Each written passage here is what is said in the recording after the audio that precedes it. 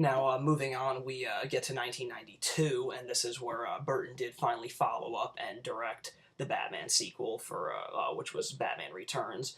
And this one, if anyone's ever read the book Burton on Burton, a lot of people Burton discusses about how when he used to do press junkets for this, he thought that he was on candid camera because every 6 minutes a journalist would argue, "Wow, the first film was so light compared to this," and then the next one would say, "Man, the second one is so dark compared to the first one." It was just conflicting reports of light and dark, light and dark, and Burton just never sees things as light and dark. He just does what feels natural to him. And I remember seeing this movie around the time of its release, and even at the young age in '92, I felt that this movie was pretty dark. Like moments where, like as a kid, you felt almost a little uncomfortable. I mean, now it's great. It's cool. But like the scene where Michelle Pfeiffer's Catwoman is straddling Batman and licking his face, like that was just pretty erotic. For a kid, you almost felt like, should I be watching this or should I not be watching it?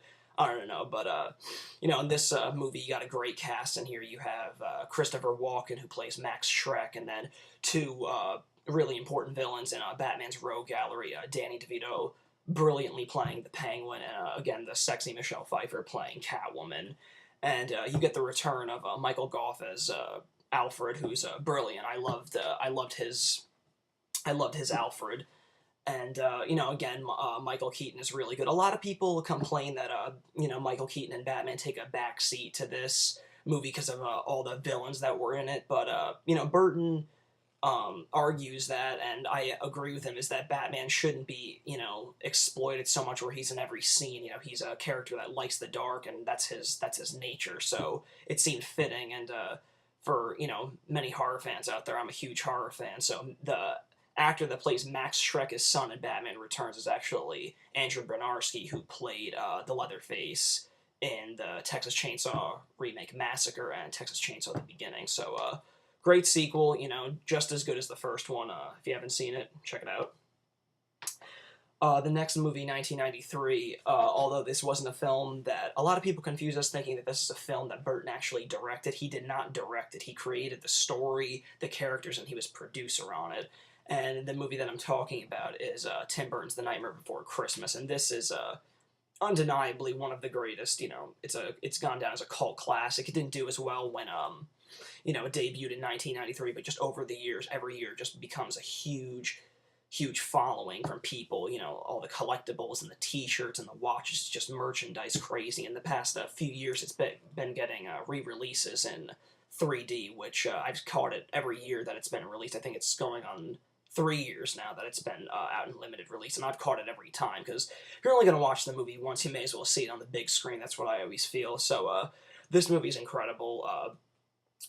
The director, Henry Selick, directs it with incredible detail. He has an amazing eye. He went on to direct such features as 1996 James and the Giant Peach and the recent Coraline, which, if you haven't checked those out, they're incredible. But this movie is incredible. It's just, again, incredible colors, just amazing animation, just knowing that these animators were working for years at a time to get these, incredible movements and facial expressions, and just, real, incredible animators just were on this, and a really stellar voice cast, and just wonderful music. Again, Danny Elfman, is on his A game on this game, supporting, great tunes like This Is Halloween and What's This, and, like I said, the voice cast in it is great. You have Glenn Shaddix of Beetlejuice fame in this, Catherine O'Hara, Paul Rubens, aka Pee Wee Herman, doing voices, and Chris Sarandon from Child's Play actually does the speaking voice of Jack Skellington, as well Danny Elfman does the singing voice of Jack Skellington.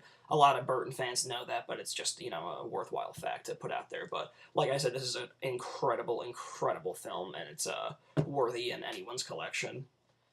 The next film is another one of my top 10 favorite movies, and I always recommend it to people when they ask me what my favorite films are, and it's really hard to pick, but this is easily one of them, and it's 1994's Ed Wood, and this would be the second time that Burton and Depp collaborated, and it's based on the life of the worst film director of all time, Edward D. Wood Jr., and the film follows him through the through the process of 3 of his films and his close relationship with horror star Bela Lugosi near the end of his life. And it's so hard to put into words like why I love this movie so much, but it's just, the tight relationship that Depp and Martin Landau, who plays Bela Lugosi in it, portray on screen, and it really hits you, close to home. And I think Burton really identified with that because he had a similar close relationship to the late Vincent Price. So it's great, and this is just.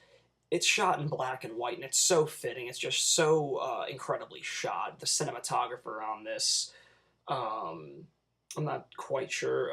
Steven, I'm not sure how to pronounce his last name, but great cinematography on this. And again, really great cast. Like I said, Martin Landau, who won a Best Supporting Oscar for this, and another Oscar went to the makeup department, who created the makeup look for him. And again, other cast in this included Bill Murray, Patricia Arquette, Sarah Jessica Parker. Just everybody was great, and Johnny Depp is just incredible, and he just plays a really wacky, passionate film director who happens to be a transvestite and wear women's clothes. So, what more could you ask for?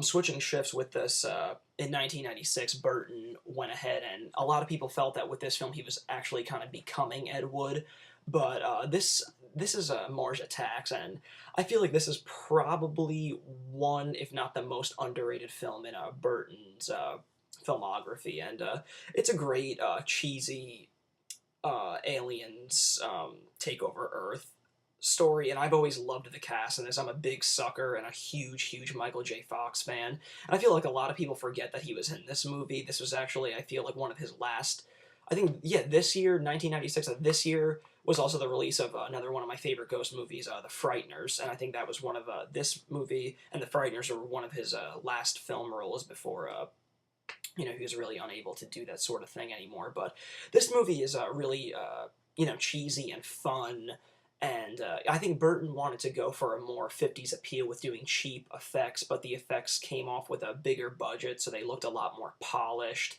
and Hollywoodish than I think he would have really wanted. And I guess in a way that kind of hurts the film, but it's undeniable that this film is incredibly, cheesy in all the in all the best ways, and you can't go wrong with the cast in this, which is Jack Nicholson and Danny DeVito, as well as Sarah Jessica Parker reteaming with Burton again, and then you have the unique talents of somebody like Pierce Brosnan and Glenn Close. So it's really a fun movie, and give it a shot. A lot of people don't really care for it, but I think it's great. It wouldn't be until 1999 where Burton would do another film, because he was busy investing a year into the Superman Returns film, which was scrapped after he left the project due to creative differences, I believe. So in 1999, he came back with probably his first straight horror film, closest thing to a straight horror film that he did. Again, for the third time now, reteaming with Johnny Depp, and this was a phenomenal movie telling the classic tale of Sleepy Hollow, with Johnny Depp playing Ichabod Crane and Christopher Walken playing the Headless Horseman, and it is great. And particularly one of the great things that I love about it is the casting of Christina Ricci in this movie. I always felt that Christina Ricci was always someone who was so fitting in Burton's world, and it just seemed like it took forever for that matching and that duo to the stars aligned for them to make a film together. And being as now that this movie is 10 years old, it's almost a shame that he's never used Christina Ricci again. But like I said, for this being one of Burton's first head-on horror ventures, it's phenomenal. There's again, Burton's eye for detail and set design. It looks incredible.